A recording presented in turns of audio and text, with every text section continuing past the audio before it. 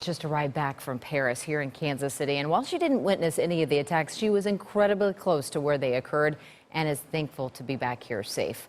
41 Action News reporter Josh Helmuth talked to her this afternoon, and Josh, I bet she is glad to be back here on American soil. Yeah, you can imagine. Very thankful. She said it was very eerie being there on Friday night, so much so that she and the three friends she were with didn't want to even think about how close they actually were. Here's a map she gave as to where they were, just less than a mile away from where the shootings occurred, from when they were eating dinner. Karen Porter of Fairway, she was the one in Europe on business and decided to meet up with friends in Paris before coming back to the States. They were eating 0.8 miles away from the Bataclan and the restaurants that suffered nearly or more than 100 casualties. Porter says they were having dinner when their phone started ringing off the hook. That's when they decided to leave the restaurant, having to walk back to their hotel because the city was on lockdown, which took nearly an hour on foot to do so. The further they walked, less people were in sight and more sirens heard.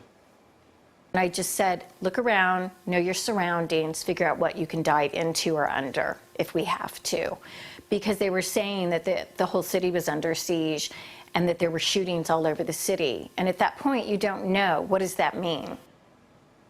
Says she was unclear whether the shootings were in different neighborhoods or not. She said she would still feel safe returning to Paris, but would wait at least another week. Josh Helmuth, 41 Action News.